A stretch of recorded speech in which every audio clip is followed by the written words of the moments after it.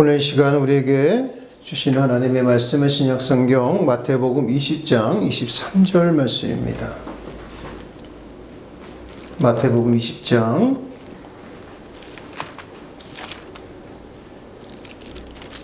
23절 우리 함께 읽겠습니다.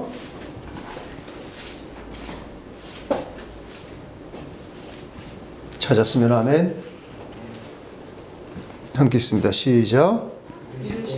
너희가 과연 내 잔을 마시려니와 좌우편에 앉는 것은 내가 주는 것이 아니라 내 아버지께서 누구를 위하여 예비하셨든지 그들이 얻을 것이니라. 아멘. 할렐루야. 예수 이름의 평강이 여러분과 함께 하시길 축원합니다. 오늘도 지난주에 이어서 예정론에 대해서 말씀을 드리려고 해요. 하나님의 예정하심이란 무엇인가? 하나님의 미리 하심이 무엇인가에 대해서 우리가 바른 이해를 가져야지 우리의 신앙이 더 풍성해지고 우리 신앙이 더 정말 크게 확장될 것입니다. 오늘 본문에서 예수님은 이런 말씀을 하세요. 제자들에게 너희가 이르시되 너희가 과연 내 잔을 마시려니와 내 좌우편에 앉는 것, 즉 제자들이 그랬죠. 저는 나중에 예수님이 왕위에 오르실 때 국무총리도 되게 해주시고 그리고 다른 외교부 장관도 되게 해주시고 뭐 이런 청탁을 했단 말이에요. 그때 예수님께서 뭘 하십니까? 내가 주는 것이 아니라 내 아버지께서 누구를 위하여 예비하셨든지 그들이 얻을 것이니라 하셨어요. 내 아버지께서 누구를 위하여 예비하셨든지 그들이 얻을 것이다. 즉 아버지로부터 예정된 자가 있는 것처럼 이렇게 해석이 되어요. 그렇지 않습니까? 근데 요한복음에서도 예수님은 또 이런 말씀도 하세요. 요한복음 6장 44절 한번 봅시다.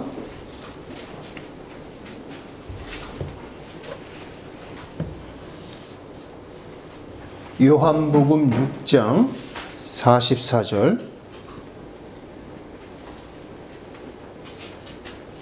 찾았으면 아멘.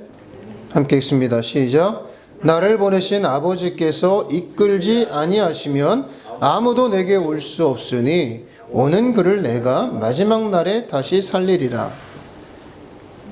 여기서 예수님은 뭐라고 하십니까? 아버지께서 이끌지 아니하시면, 이 말씀은 아버지께서 구원하기로 예정하고 이끌어 주시는 자가 있다는 거잖아요. 하나님께서 구원하기로 이끌어 예정된 자만 예수님께로 올 수 있다. 이렇게 해석이 될 수가 있어요. 이렇게 보면 구원하기로 작정된 자가 있고, 즉 예정된 자가 있고, 유기되는 자, 즉 하나님께서 버리기로 작정한 자가 있는 것처럼 느껴집니다.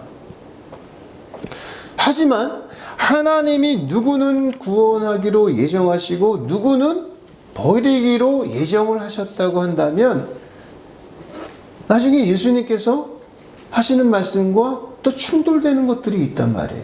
그것을 한번 찾아봅시다. 마태복음 7장 21절 한번 가보겠습니다.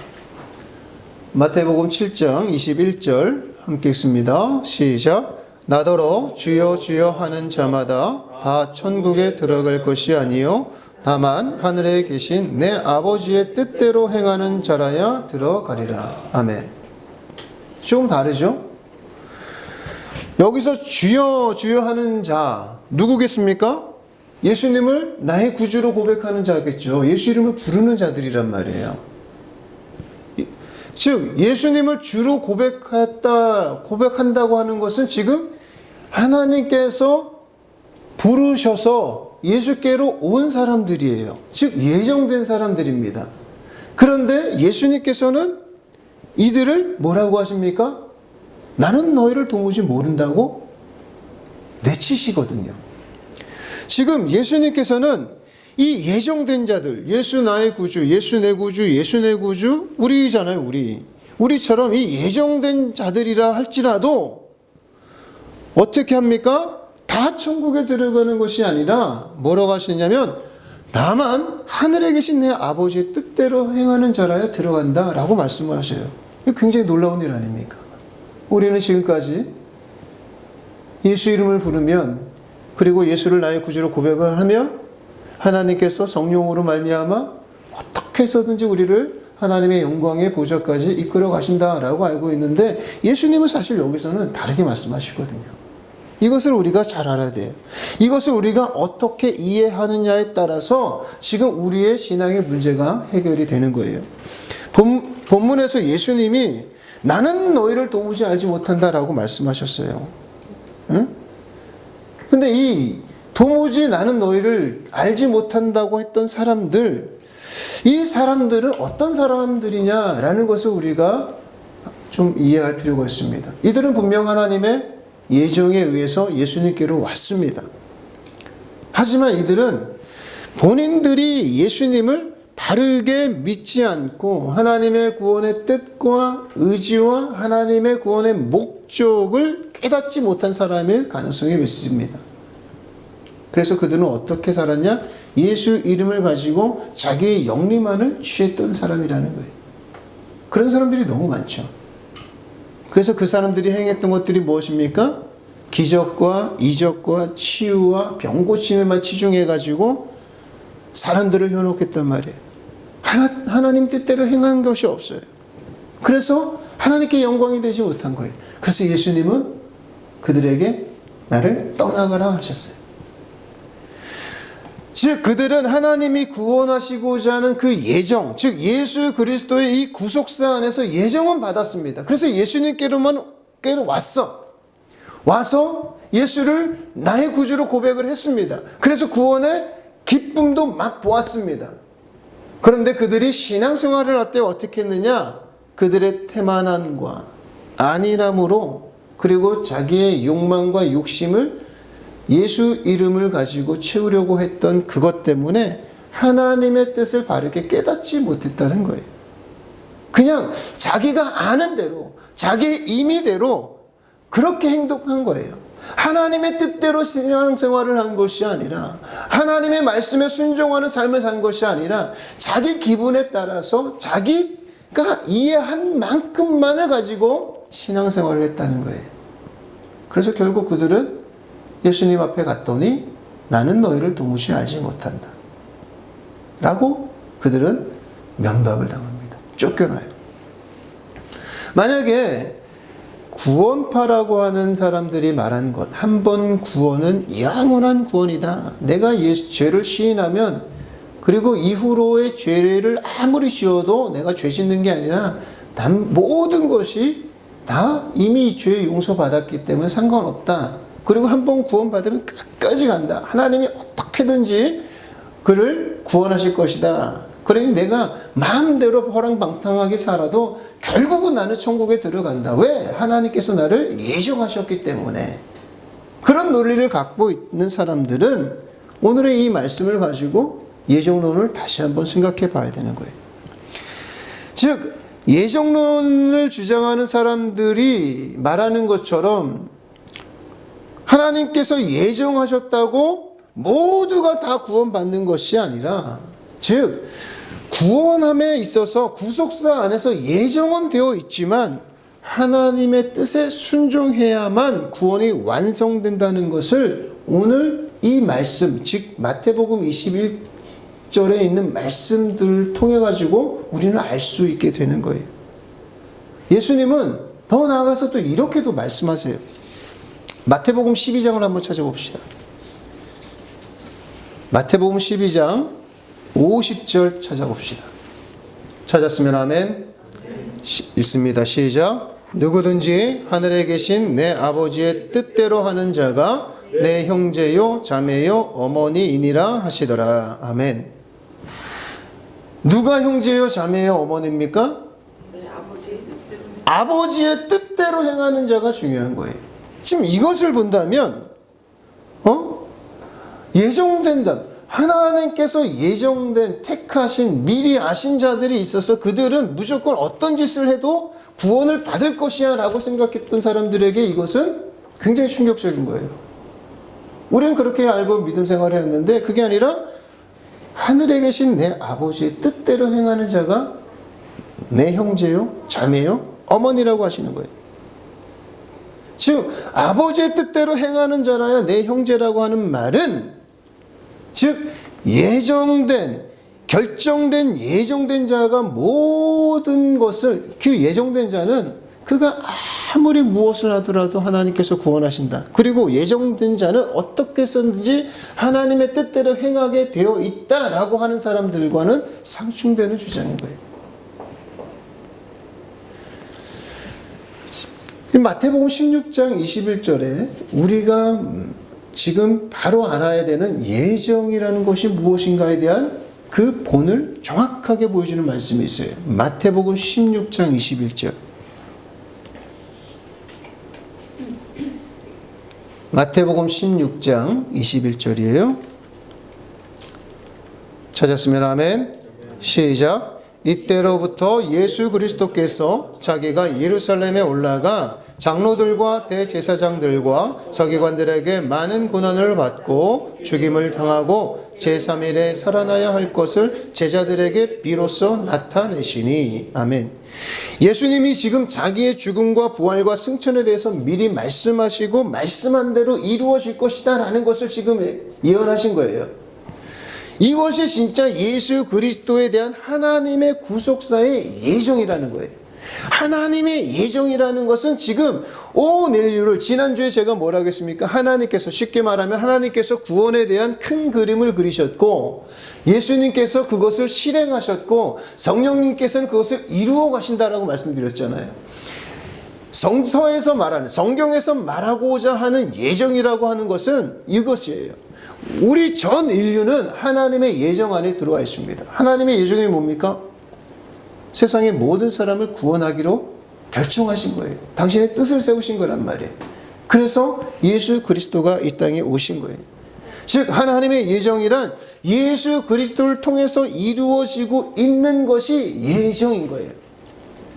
나는 태초에 하나님의 자녀로 예정되었기 때문에, 난 지금 예수 이름을 예수 내 구주 부르고 있기 때문에 나는 이제는 어떤 일을 하더라도 하나님께서 날 구원하실 거야. 이건 예정이 아니에요. 성서적인 예정이라는 것은, 성경적인 바른 예정이라는 것은 하나님 아버지께서 예수 그리스도를 통해서 모든 사람을 구원하기로 작정하시고 이 일을 이루시기 위해서 세례 요한을 보내셨고, 그리고 예수 그리스도를 보내셨고 성령님을 보내신 이것, 하나님 아버지께서 반드시 그 일을 이루시겠다라고 하시는 그 의지, 이것이 하나님의 예정이라는 거예요. 하나님께서 우리를 구원하시기 위해 이 구원의 계획이 바로 진짜 예정론이라는 거예요. 이것이 왜 예정론이냐? 우리가 지금 마태복음 16장 21절에서 하는 것처럼 사탄은 이 일을 계속해서 방해합니다. 하나님이 우리를 구원하시기 위한, 즉 우리가 인간이 예수를 믿기 위한 모든 것들을 믿지 못하도록 계속해서 방해를 한단 말이에요. 하나님의 구속사를, 구원의 역사를, 이 예정됨을 계속 못하게 방해해요. 그런데 하나님은 그 일을 반드시 이루어 가고 계신 거예요. 지금 예수님께서 이 땅에 육신을 입고 오셨을 때, 그때 사탄은 무엇을 했습니까? 예수님이 이 땅에 존재하지 않기를 바랬어요. 하나님의 이 구원의 예정을 방해합니다. 그래서 헤로드 왕을 통해서 무엇을 하셨죠? 예루살렘에 있는 2살 아래에 있는 모든 유아를 죽이기로 실행을 합니다. 그래서 하나님께서는 이 사탄의 계획을 미리 아시고 예수님을 애국으로 피신시켜 버리잖아요. 근데 이 사건이 그냥 있었던 사건이 아니라 호세아 선지자를 통해서 미리 예언된 사건이에요. 호세아 선지자를 통해서 이 예언된 사건이 예수 그리스도를 통해서 성취가 되고 있는 거예요. 하나님의 구원이라고 하는 이 예정이 계속해서 선지자를 통해서, 그리고 시대와 역사를 통해서, 그리고 예수 그리스도를 통해서, 성령을 통해서 계속해서 하나님의 이 예정된 구원의 역사가 성취되어 가는 것을 보여주는 것이 바로 성경이라는 거예요. 구약성경 호세아서 11장 한번 찾아봅시다. 호세아 11장 1절. 찾았으면 아멘. 시작. 이스라엘이 어렸을 때에 내가 사랑하여 내 아들을 애굽에서 불러냈거늘. 아멘. 호세아 구약의 선지자가 이 예언을 합니다. 이 예언의 성취가 바로 마태복음 2장 15절에서 이루어지는 거예요. 마태복음 2장 15절을 읽겠습니다. 마태복음 2장 15절 우리 함께 읽습니다. 시작. 헤롯이 죽기까지 거기 있었으니 이는 주께서 선지자를 통하여 말씀하신 바 애굽으로부터 내 아들을 불렀다 함을 이루려 하심이라. 아멘. 아까 호세아서에 있는 그 예언의 성취가 바로 마태복음과 연결되는 말씀인 거예요. 주께서 선지자를 통해서 말씀하신 바, 그게 뭡니까? 내가 사랑하여 내 아들을 애굽에서 불러냈다. 그것이 애굽으로부터 내 아들을 불렀다 함을 이루려 하심이라. 이 말씀으로 성취가 된 거예요. 즉 사탄은 하나님이 우리를 구원하려고 하시는 하나님의 뜻과 목적을 방해하려고 계속해서 노력합니다. 그래서 예수님께서 태어나시던 때 헤롯을 시켜서 베들레헴에 있는 그 예루살렘에 있는 2살 아이의 모든 아이들을 다 죽여요. 그렇게 되면 하나님의 독생자도 죽일 수 있을 것이라고 보았습니다. 그런데 하나님은 이 사탄의 계획을 미리 아시고 호세아 선지자를 통해서 내가 내 아들을 사랑하여 이 애굽에서 불러냈다 예언하시고, 실제로 헤롯이 예수님을 죽이려고 할 때 애굽으로부터 예수님을 피난시켜서 보호하셨단 말이에요. 이와 같이 하나님의 이 구속사라고 하는 것은 사탄의 방해 속에서도 반드시 예정대로 이루어진다. 그러므로 하나님의 이 구속의 역사, 하나님의 구속에 대한 의지, 하나님의 구속에 대한 뜻이 바로 예정론이라고 우리는 이해하는 것이 옳습니다. 그러므로 이 개인의 구원은 확정적으로 예정되어 있다라고 생각하지 않는 것이 거의 옳다고 봐야 돼요. 왜냐하면 지금 제가 이 말씀을 왜 드리냐면 감리교와 장로교가 달라요. 그리고 루터교가 다르고 성결교가 다릅니다. 제가 속해 있는 칼빈에서는 예정론을 말하죠. 이중 예정론을 말해요. 그래서 칼빈의 5대 교리가 있어요. 인간의 전적 부패, 무조건적인 선택, 제한 속죄, 불가항력적인 은혜, 그리고 성도의 견인이라고 해서 세 번째와 네 번째, 제한 속죄. 두 번째는 무조건적인 선택이 있어요. 그것을 우리가 알 수 없죠, 사실. 하나님께서 예정하신 거니까. 근데 이것을 어떻게 해석합니까? 내가 하나님의 은혜로 구원을 받았기 때문에, 하나님이 찜하셨기 때문에 나는 끝까지 하나님께서 데려가실 거야 라고 잘못 오해할 수가 있단 말이에요. 신앙생활 그렇게 하면 안 되는 거예요. 왜냐? 하나님의 이 무조건적인 선택에 대해서 우리가 바른 이해를 가지고 있어야만 내가 신앙을 바르게 이끌어갈 수 있어요. 왜? 마태복음 7장 21절과 23절에서 나더러 주여 주여 하는 자마다 다 천국에 들어갈 것이 아니라고 예수님께서 이미 말씀하셨잖아요. 그리고 마태복음 25장 31절 46절에서는 양과 염소의 비유가 나와요. 그 양과 염소의 비유에서 예수님께서 굉장히 의미심장한 말씀을 하십니다. 우리 한번 찾아볼까요? 마태복음 25장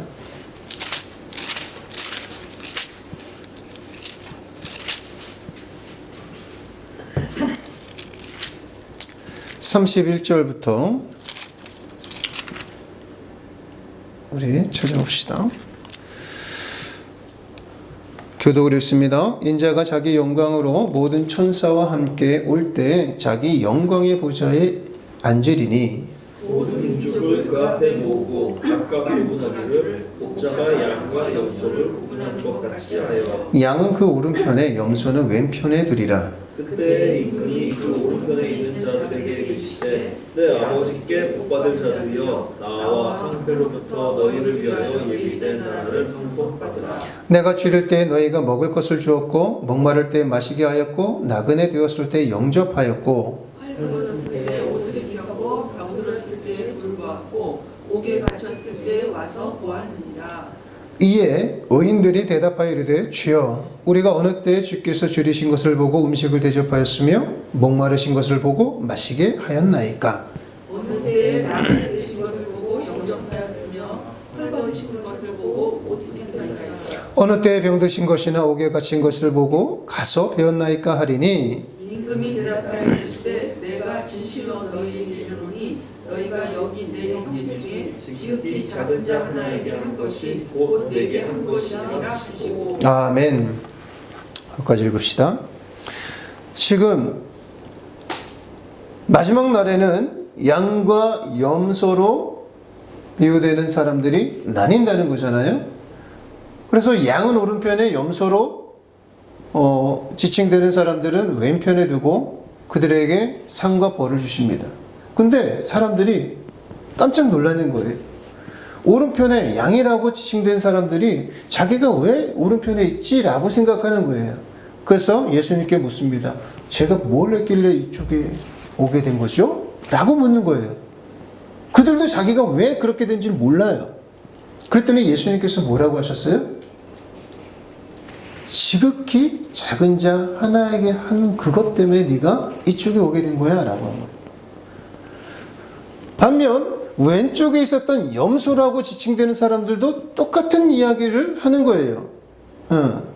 우리 40절부터 함께 다시 한번 읽으십시다. 교독을 읽어요. 또 왼편에 있는 자들에게 이르시되 저주를 받은 자들아 나를 떠나 마귀와 그 사자들을 위하여 예비된 영원한 불에 들어가라. 내가 주를 때에 너희가 먹을 것을 주지 아니하였고 목마를 때에 마시게 하지 아니하였고 나그네 되었을 때 영접하지 아니하였고 헐벗었을 때 옷 입히지 아니하였고 병들었을 때 옥에 갇혔을 때 돌보지 아니하였느니라 하시니 그들도 대답하여 이르되 주여 우리가 어느 때에 주께서 주신 것이나 목마른 것이나 나그네 되신 것이나 헐벗으신 것이나 병드신 것이나 옥에 갇히신 것을 보고 용납하지 아니하더이까. 이에 임금이 대답하여 이르시되 내가 진실로 너희에게 이르노니 이 지극히 작은 자 하나에게 하지 아니한 것이 곧 내게 하지 아니한 것이니라 하시리니 그들은 영벌에 의인들은 영생에 들어가리라 하시니라. 아멘.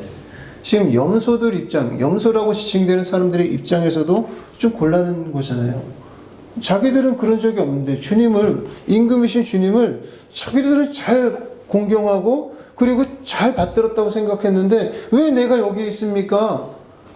저는 목사님에게도 잘했고 신앙생활도 잘했어요. 그거 똑같은 거야 지금. 그리고 장로였고 집사였고 권사였습니다. 저도 목사였습니다. 주의 이름으로 예수 이름으로 병도 고쳤고요. 이적도 행했습니다. 선지자 노릇을 했습니다. 했더니 예수님께서 뭐라고 하셨습니까? 나는 너희를 도무지 알지 못한다. 떠나가라. 약한 것들을 하면서 내쫓습니다. 이 염소들 입장에서도 굉장히 염소된 사람들 입장에서 그런 거예요. 우리가 그러잖아요. 우리는 유명한 사람들 그리고 높은 지위에 있는 사람들 눈에 보이는 사람들 잘하죠. 공손합니다.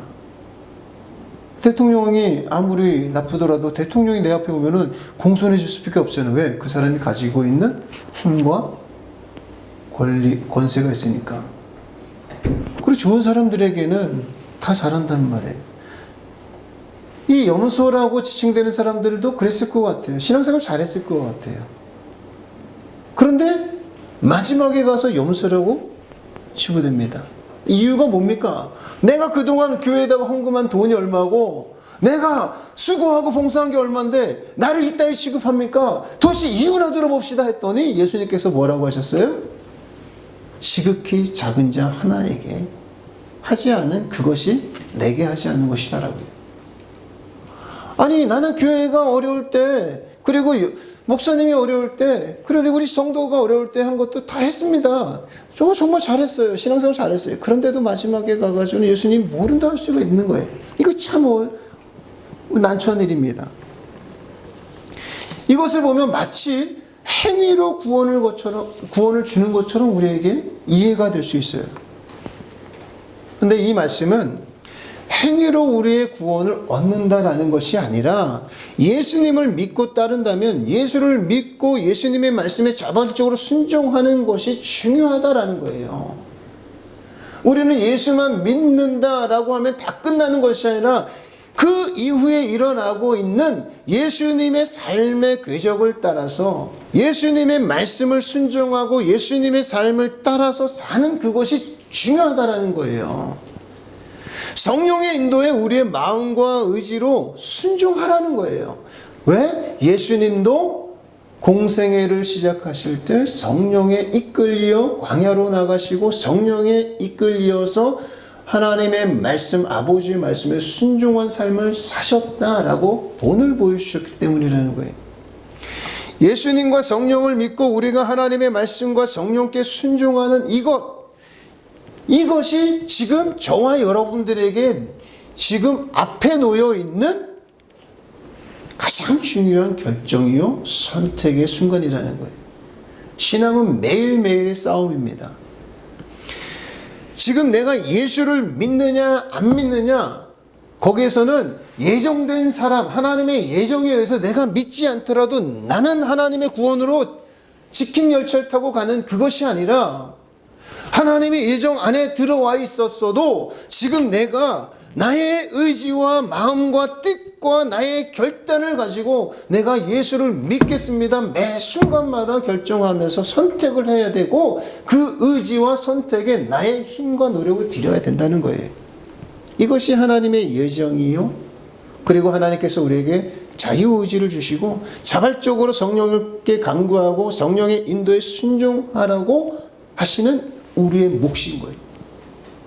아무리 우리 부모된 우리가 우리의 자녀들에게 좋은 환경을 다 갖다 주고 걔네들이 배고프지 않고 배움에 그 모자람이 없도록 물질적으로 그리고 모든 환경을 다 갖추고 있더라도 그 자녀가 부모의 뜻에 반하여서 나는 부모님이 원하는 것을 할 수 없습니다 라고 한다면 부모도 어찌할 수 없는 거예요. 왜? 그 아이는 나의 로봇이 아니에요. 그 아이에게는 그 아이의 뜻이 있는 것이고 그의 삶을 존중해 줘야 되고 자유의지가 있기 때문이에요. 따라서 우리에게도 하나님께서 모든 것을 다 준비해 주셨지만 저와 여러분이 하나님의 말씀에 순종하지 않다면 하나님의 축복은 나의 것이 못 되는 거예요. 순종하는 가운데 우리가 예수님과 아버지를 닮아가는 겁니다. 예수 그리스도의 길을 걷게 되는 거예요. 그때 성령께서 우리로 하여금 예수님과 아버지와 하나가 되게 하시고 예수님과 같은 영광을 누리게 해주시겠다고 예수님은 말씀하신 겁니다. 나는 가만히 있어도 그냥 구원 가는 게 아니에요. 내가 선택해야 되고 고민해야 되고 그리고 치열한 삶의 현장에서 내가 그것을 결정하고 뜻을 세우고 하나님의 뜻에 내가 맞추겠습니다. 하나님의 말씀이 옳습니다. 하나님의 지금 환경은 나에게 너무나도 불리합니다. 모든 것이 어둡습니다. 바람이 붑니다. 그러나 나는 주만 섬기겠습니다. 그때 이적이 나타나는 것이고 하나님이 나의 삶에 개입하시는 것이고 하나님과 함께 가는 거예요. 다윗이 그랬잖아요. 15살 어린 다윗이 어떻게 골리앗을 이길 수 있겠어요? 그 꼬마가.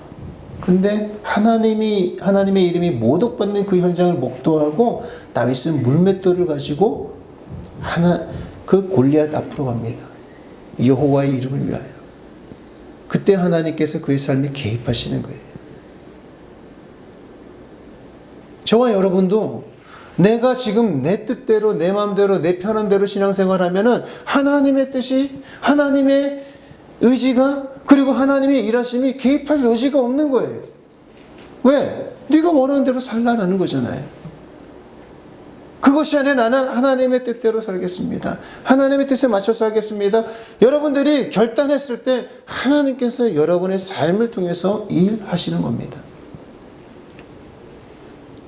예수님도 그랬어요. 겟세마네 동산에서 아버지요, 만일 아버지의 뜻이거든 이 잔을 내게서 옮기시옵소서. 그러나 나의 원대로 마시옵고 아버지의 원대로 되기를 원하나이다. 우리가 구하지 않고 성령님을 모셔드리지 않으면 그것은 이루어지지 않습니다. 예수님께서 당신의 모든 것을 아버지의 뜻에 순종하고 따랐듯이 저와 여러분들도 우리의 의지와 뜻을 아버지께 드리기를 원합니다. 이 사순절 기간에 정말 하나님께서 나에게 주신 은혜가 무엇인지를 그냥 아무 생각 없이 지내는 것이 아니라 깊이 고민하고 말씀을 보면서 묵상하는 가운데 아버지의 말씀에 아멘으로 화답하고 내 뜻이 아닌 아버지의 뜻이 옳습니다.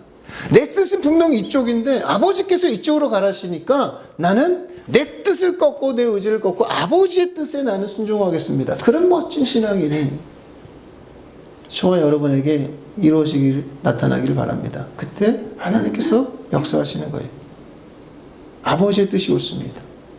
그것을 인정하고 내 뜻과 다르더라도 내 생각과 다르더라도 아버지의 뜻에 순종하여 아버지의 기쁨이 되는 그 성도, 그에게 하나님의 예정이 이루어질 줄로 믿습니다. 기도합시다.